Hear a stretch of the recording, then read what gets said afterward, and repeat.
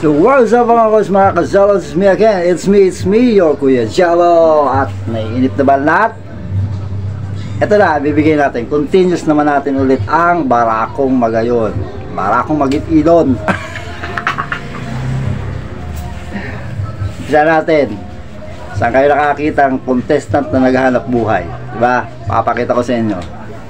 Bisya ako kay Sergio.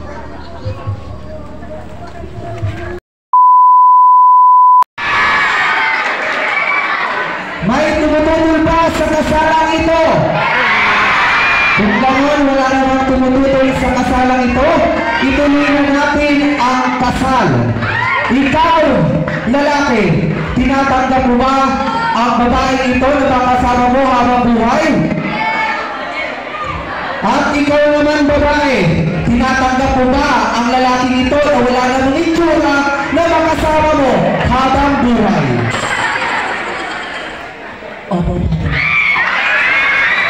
Kung gano'n, you may now kiss the bride.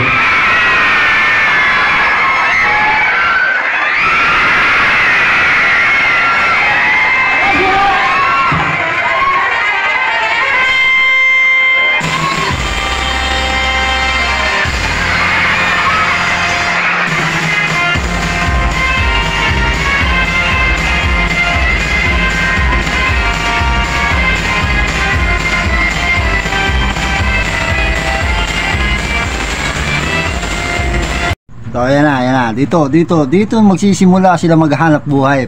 Tingnan nyo.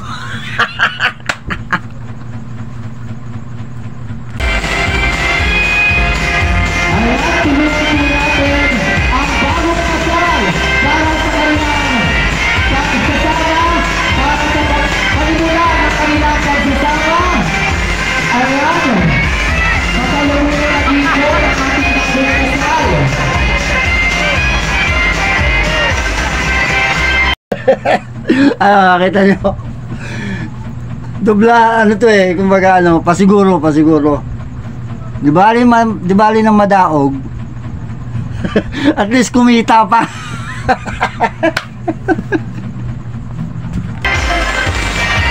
Ayan ang ating bagong kasal.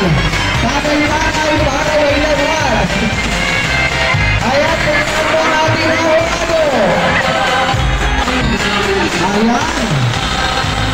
Tatay-tatay, tatay-tatay.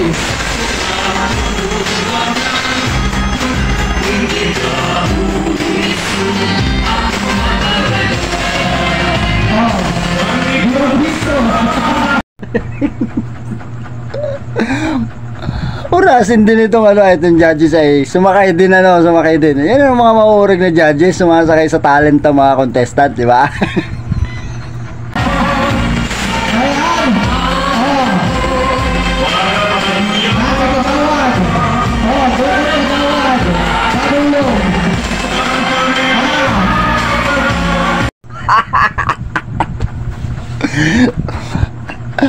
Pag talagang tumagi pa isang judges, ano? Di ba, magkano kaya yung binigay dun sa laagan ng kwarta kayo itong duwang kinasal, ano?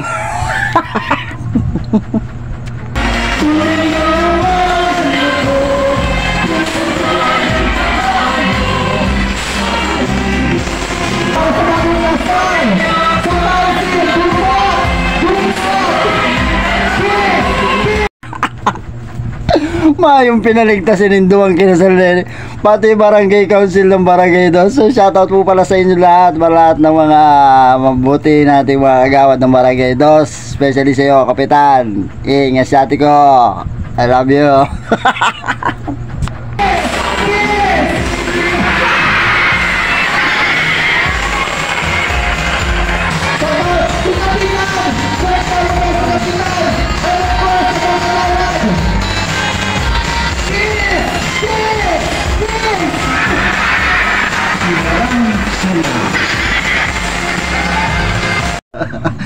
So ayun, muli ko na naman kayo nakapatawa at magandang gabi. Maraming salamat. It's me again, your Kuya Jello, lalaki kayong paliligayahin.